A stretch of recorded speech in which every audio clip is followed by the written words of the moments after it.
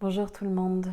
Alors aujourd'hui, je viens m'asseoir avec vous pour un petit moment et j'ai l'élan de parler d'un sujet un peu délicat et d'où un peu ma résistance à faire cette vidéo alors que ça fait plusieurs semaines que j'en ai l'élan, de parler de l'avortement. Un sujet délicat comme j'ai pu le constater à travers notre groupe avec Patrick, mon amoureux. On a un groupe où on vient partager de façon régulière notre vécu au sein du couple de façon très ouverte et transparente. Puis, étant donné que j'ai vécu moi-même un avortement il y a à peu près un mois et demi, on a parlé de ça, on a partagé notre processus pendant la grossesse et après l'avortement. Puis, de voir que c'est évidemment un sujet polarisé qui a tendance à susciter des réactions. C'est quand même, ça reste tabou, même en 2023. Ça reste, ouais, voilà, ça reste un sujet dont on parle peu finalement. Et en même temps, pour l'avoir vécu, même pour une deuxième fois, puisque je suis tombée enceinte une première fois à l'âge de 20 ans, il y a 20 ans, et ce premier avortement avait été extrêmement difficile pour moi. C'est un sujet dont on parle peu en tant que femme, et puis dont on parle peu, voilà, de façon publique. Et à travers ce groupe, même si j'ai pu voir que ça a suscité des réactions pour certaines personnes, ça a aussi suscité beaucoup d'élan, de partage de plein de femmes. J'ai reçu plein de messages en privé de femmes qui me confiaient leur expérience finalement et qui me remerciaient d'amener ça à la lumière de tous finalement pour que certaines choses puissent être exprimées. Donc voilà, donc j'avais simplement l'élan de venir parler de cette thématique à partir de mon expérience, à partir de mes observations, de mes réflexions là-dessus, et juste d'ouvrir cet espace-là.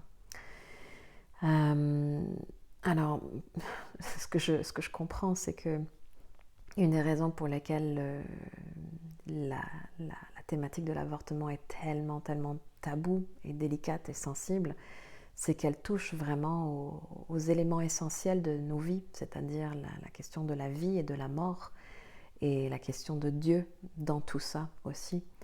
Et ça, ce sont vraiment comme des thématiques fondamentales, fondatrices, essentielles à nos vies, et autour desquelles énormément de croyances, de perspectives sont forgées à partir de notre cheminement individuel, de notre contexte familial, social, culturel, religieux, spirituel. Puis tout ça, ça forge des valeurs, ça forge des croyances et des opinions et même parfois des convictions qui font que une fois qu'on a une idée préétablie sur la question de l'avortement, je vois à quel point ça peut être difficile de vraiment discuter autour de ça parce qu'encore une fois, ça touche à des questions existentielles clés.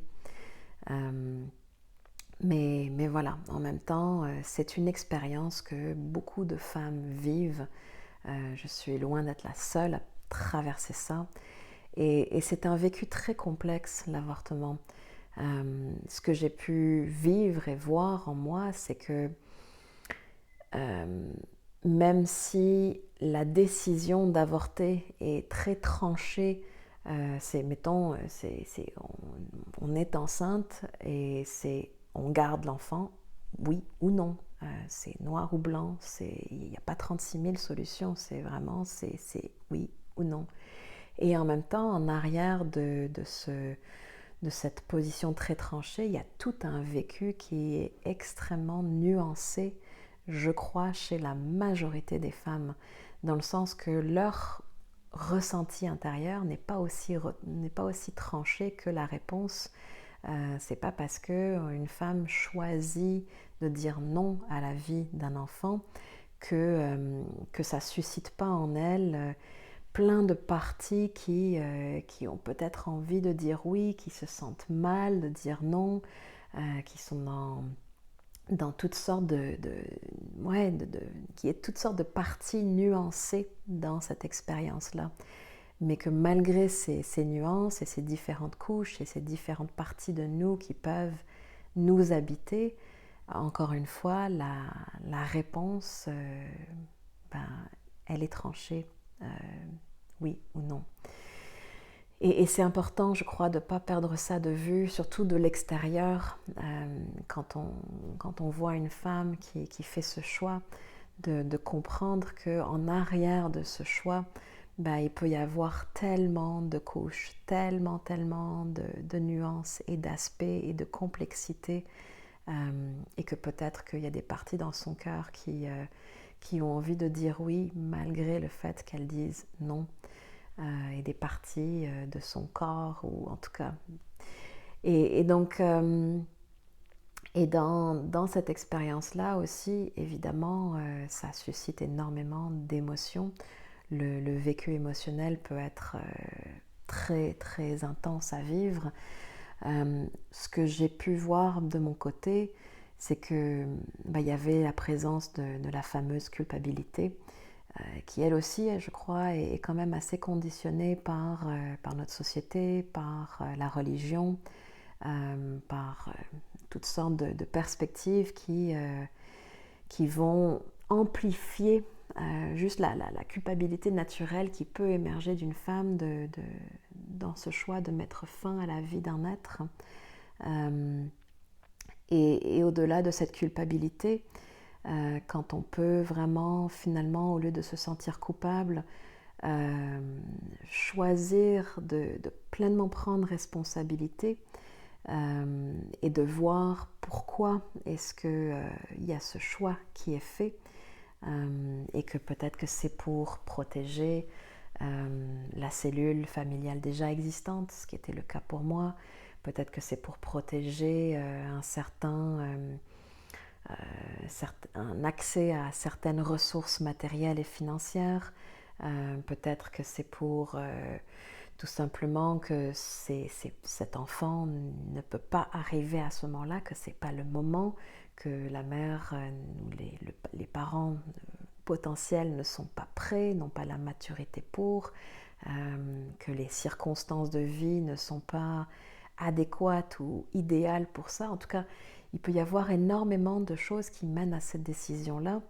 Et ce non à la vie, pour moi, ça peut aussi être vécu comme un oui à autre chose, un oui à la famille ou aux enfants qui sont déjà là, un oui pour honorer où est-ce que la femme se situe dans sa vie à ce moment-là, si elle sent que c'est aligné ou pas. Et pareil pour le couple. Donc à partir du moment où on peut vraiment assumer et prendre responsabilité de notre choix, pour moi c'est ça qui permet d'atténuer ce sentiment de culpabilité. Et c'est presque comme si, c'est ça, il fallait se dégager aussi de ce sentiment-là, de comme, mon Dieu, il faut que je me sente coupable presque, parce qu'autrement ça veut dire que je m'en fiche, que j'ai pas de cœur, que j'ai pas de considération pour cette vie. Je crois que c'est ok de se dire ok, ce choix-là, il est lourd de conséquences, et en même temps, je peux l'assumer, je peux prendre responsabilité, parce qu'en disant non, je dis oui à autre chose, et ces autres choses sont tout aussi importantes, tout aussi essentielles à la vie, à ma vie, à nos vies. Alors c'est ça, il peut y avoir évidemment aussi, tu sais, moi dans mon cas, il y avait beaucoup de tristesse. C'était comme si à la fois je sentais vraiment dans le placement, dans l'alignement de mon âme, je savais que c'était pas juste pour moi et pour nous d'accueillir cet enfant par rapport à plein de raisons et de circonstances. Et je ne vais pas les exposer parce que ça n'a pas lieu d'être, mais dans mon âme et conscience, c'était clair. Et en même temps, ce à quoi j'ai pu toucher, c'était que au-delà de ce placement, de cet alignement-là, il y avait aussi plein de parties de mon cœur, de mon corps, dans ma relation aussi, qui auraient aimé dire oui. Mais c'est comme si, quand je me plaçais de ce côté-là, de cette perspective-là, je pouvais sentir ces parties qui voulaient dire oui, Et en même temps, je pouvais sentir à l'intérieur de façon beaucoup plus profonde que même si ça voulait dire oui, que c'était pas ça qui était le plus aligné avec mon ressenti profond. Et dans ma situation, c'était encore plus complexe que le père, mon compagnon Patrick, lui voulait absolument garder l'enfant. Ayant 10 ans de moins que moi, n'étant pas le père biologique de nos 3 enfants, c'est une expérience qu'il souhaitait vivre. Puis c'était évidemment tout un défi dans notre relation d'être en mesure de m'écouter là-dedans et puis également de l'écouter lui dans son élan, dans son désir, dans son ressenti et de trouver une façon de communiquer, d'interagir l'un avec l'autre dans l'ouverture, dans la considération et le respect. Alors, voilà, beaucoup d'émotions en général qui accompagnent cette expérience-là. Encore une fois, c'est un processus complexe. Puis voilà, et pour ma part, il y a eu cette profonde tristesse de dire non. Et, euh, et, et puis en plus, après l'avortement, euh, j'ai vraiment réalisé à quel point, ayant eu 3 enfants, j'ai vraiment ressenti, surtout que là, quand j'ai avorté, j'étais à 12 semaines, donc déjà bien avancée dans la grossesse. Et j'ai pas pu avorter plus tôt puisque j'ai appris que j'étais enceinte à quelques heures de prendre l'avion avant un voyage de 2 mois en Amérique centrale avec justement toute ma famille, mes enfants, mon conjoint. Puis fait que ça n'a pas été possible pour moi d'avorter avant ce moment-là. Et rendu 3 mois de grossesse, un avortement qui arrive à ce moment-là, ben, ça crée tout un chamboulement au niveau des hormones. Fait qu'il y a tout ce vécu-là, en plus de ce que la situation amène, le corps vit réellement une dépression hormonale. Et ça, ben, ça entraîne une dépression de notre état qui est tout à fait naturelle. Et ça a été important pour moi de vraiment le réaliser, le conscientiser et l'accompagner, de ne pas chercher à minimiser cet impact finalement, parce que les hormones jouent un rôle immense, au point où même pour moi, quelques jours après l'avortement, j'ai vécu une montée de lait qui a duré pendant une semaine. Et ça m'a bouleversée encore plus, j'ai envie de dire, parce que ça m'a montré juste à quel point mon corps s'apprêtait à nourrir cette vie, était déjà complètement dans l'accueil et dans le soin de cet être-là. Et donc mon corps a vraiment vécu son propre processus de deuil, j'ai envie de dire, sa propre dépression. Au-delà du mental ou de l'émotionnel, mon corps vivait ce processus-là. Puis c'est important vraiment de le reconnaître et de l'accueillir là-dedans.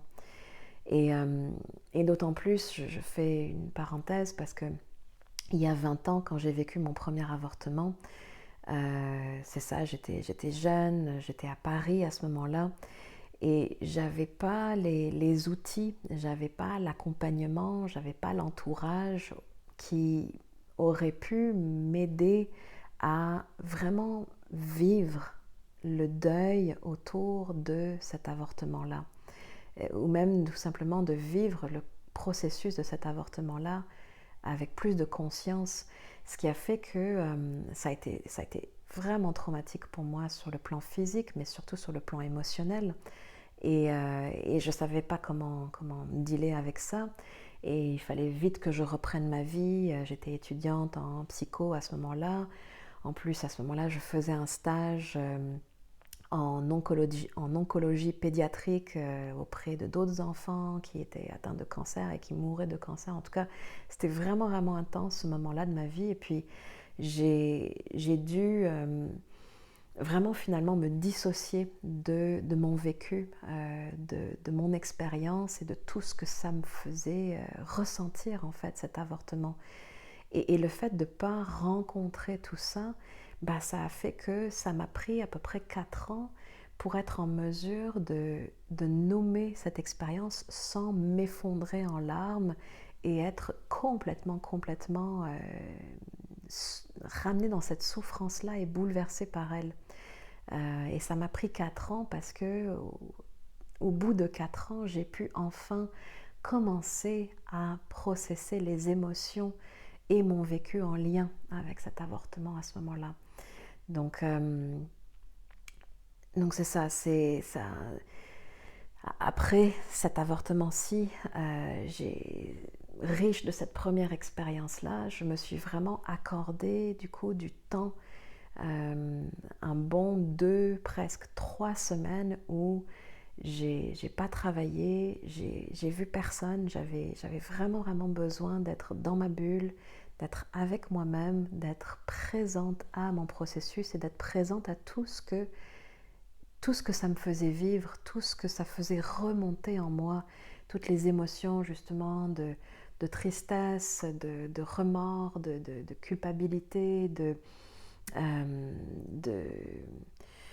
de tout, et puis un paquet de stocks aussi de ce premier avortement qui n'était pas encore totalement, complètement processé, qui sont remontés et qui ont pu être évacués, libérés à travers toutes les larmes qui ont coulé en lien avec cet avortement-ci.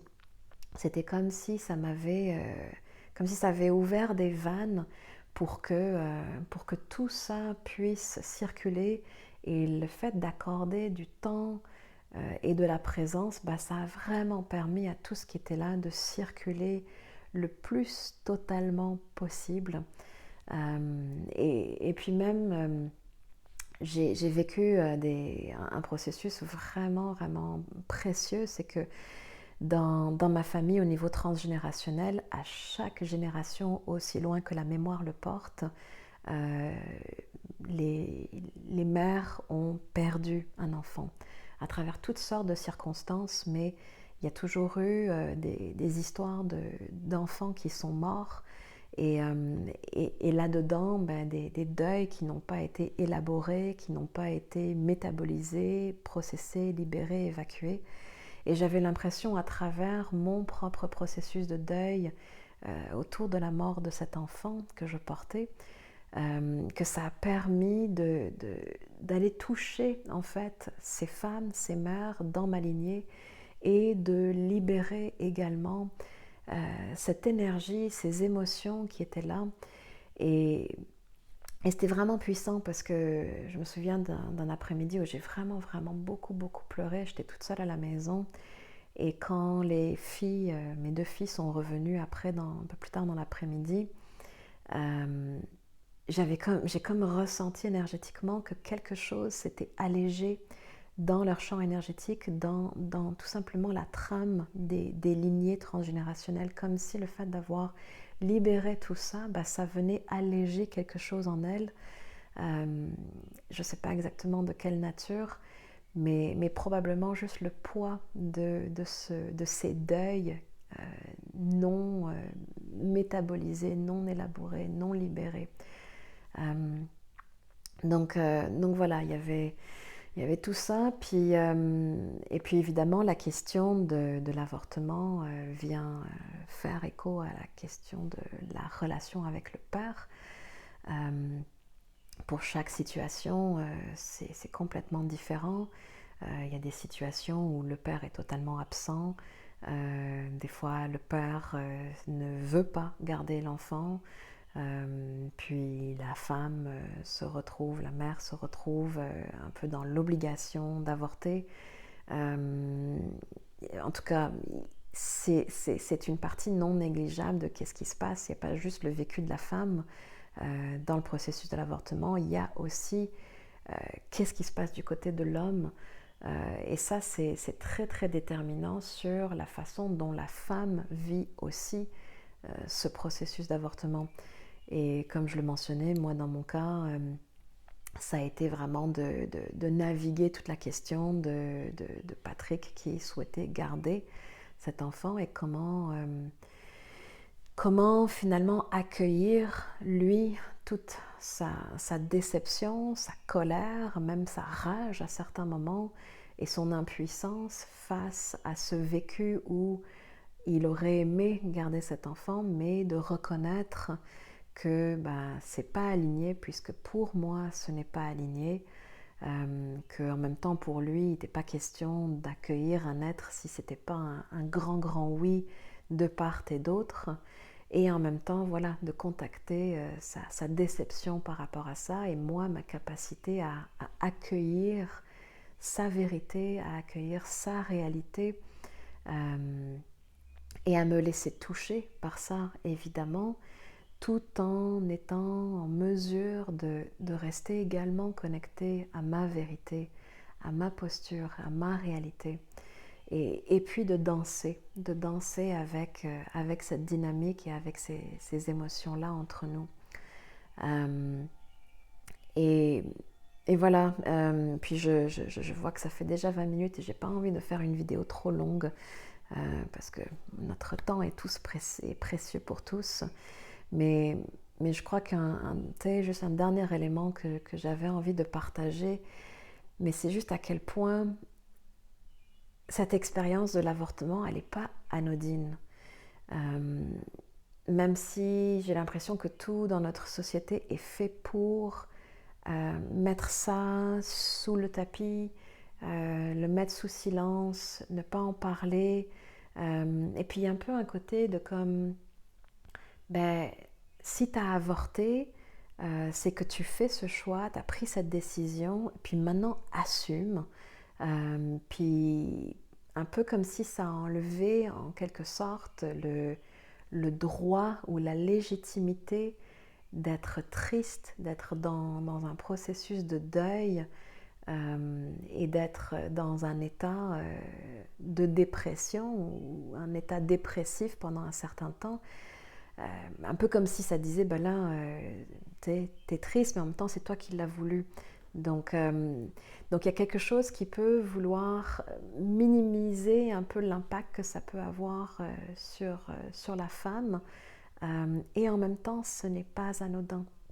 Il y a tout le processus que ça vient, il y a tout ce que ça vient nous faire vivre dans notre corps, comme je disais tantôt, au niveau des hormones, au niveau juste, j'ai senti moi dans mon utérus vraiment un vide, un deuil que mon utérus vivait dans les jours, même les semaines qui ont précédé l'avortement. Il y a beaucoup de saignements pour la femme, et je ne pouvais pas m'empêcher que de voir les larmes de mon utérus qui coulaient à travers ce sang. Donc il y a tout ce vécu au niveau du corps, le vécu au niveau des émotions, le vécu au niveau de la relation avec le partenaire, avec le père. Et puis encore une fois, toutes les nuances qui peuvent être là malgré la décision tranchée d'avorter. Alors c'est important de vraiment, vraiment s'accorder du temps pour être avec tout ce que ça nous fait vivre. C'est pas un événement mineur, c'est pas anodin. Et puis peut-être comme d'autres deuils aussi, on a tendance à vouloir juste faire abstraction, mettre ça de côté. Aussi parce que, comme je l'ai vécu à 20 ans, parce que c'est trop aussi de rencontrer tout ça à ce moment-là, et qu'on n'a pas la disponibilité ou les outils pour le faire, et puis c'est ok si c'est comme ça. Et en même temps, encore une fois, le fait de vraiment s'accorder cet espace et d'accorder de la présence à tout ce que ça fait remonter en nous, eh bien c'est vraiment ça qui nous permet de, comme toutes les expériences importantes de nos vies, de vraiment le vivre complètement de façon à se laisser traverser par l'expérience, et en même temps de pouvoir traverser cette expérience sans laisser des morceaux de nous bloqués, cristallisés, traumatisés, prises dans cette histoire-là, qui va devoir ensuite continuer à revenir pour qu'on puisse avoir des occasions pour revenir là-dessus, et puis à ce moment-là guérir et transmuter qu'est-ce qui n'a pas pu être rencontré à ce moment-là. Donc le plus qu'on va être en mesure de s'accorder du temps, de la présence et du soin, plus ça va nous permettre de prendre soin et de guérir à travers cette expérience de vie. En tout cas, moi, c'est clairement l'expérience que j'en ai faite. Il y a vraiment eu comme plusieurs phases dans mon processus. Puis, à un moment donné, après avoir vraiment plongé, pendant une semaine, je me sentais vraiment, vraiment déprimée. Puis, je me disais, OK, c'est OK si je me sens déprimée. Ça ne veut pas dire que je suis en train de faire une dépression. Je peux m'accorder ce droit-là à me sentir comme ça. Je peux le vivre comme ça. Et le fait de me permettre de toucher à ça et de vivre les émotions et l'état que ça m'amenait à vivre, c'est comme si ça a juste suivi un cours naturel. Et il y a un moment donné, après plusieurs larmes, après plusieurs rituels, après plein de choses que j'ai vécues pour prendre soin, j'ai commencé à sentir un sentiment d'émergence, quelque chose qui pouvait émerger de l'autre côté de cette plongée, de l'autre côté de ce passage. Et, et pour finir, ce que j'ai envie de dire, c'est que je sens que tout ce que cet être est venu amener en moi, dans ma vie, est encore présent. Un peu comme si sa présence dans mon corps, dans mon ventre, dans mon cœur, dans ma vie, était venue m'ensemencer d'une énergie, d'une vibration, d'une conscience, d'un cadeau. Et que même si cet être-là n'a pas été jusqu'au bout de son vécu, c'est-à-dire d'émerger de l'autre côté de mon corps sous une forme humaine, cet être, cette âme a vécu ce qu'elle avait à vivre et m'a ensemencé de quelque chose qui continue à vivre en moi. Et que de l'autre côté de ce passage, dans cette émergence et dans ce processus de renaissance dans lequel je me sens à présent, je sens que je porte encore quelque chose qui va naître de moi dans les mois à venir, probablement autour du moment où ce bébé aurait dû naître. Et je crois que nos ventres, nos matrices sont des réceptacles qui peuvent accueillir tellement de formes de vie et qui ne sont pas juste destinés à donner naissance à des humains, à des bébés, mais qu'on est porteuse de vie, porteuse de la vie sous toutes ces formes, sous la forme de temps de création, de projets, mais aussi qu'il peut s'agir d'une mise au monde de moi-même à travers cette expérience-là. Donc finalement, c'est tellement riche, c'est tellement plein d'enseignements, de perspectives et de cadeaux finalement, dépendamment de comment est-ce qu'on le vit, comment est-ce qu'on le rencontre. Comme toutes les expériences finalement, c'est pas tant l'expérience qui importe, mais qu'est-ce qu'on en fait, comment on l'interprète, comment on l'intègre et comment on interagit avec l'expérience. C'est ça qui détermine la nature de notre réalité. Donc voilà, je vais définitivement m'arrêter là-dessus. Merci pour votre présence si vous avez écouté jusqu'au bout. Et puis voilà, comme toujours, dans l'ouverture d'accueillir les commentaires, les réflexions que ça suscite pour vous.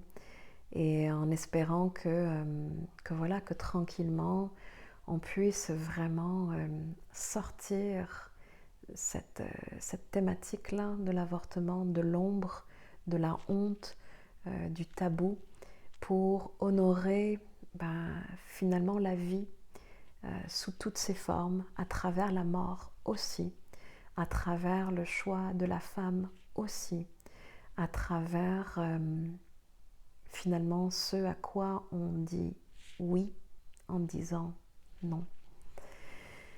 Voilà, merci beaucoup. Plein d'amour à tous. À bientôt.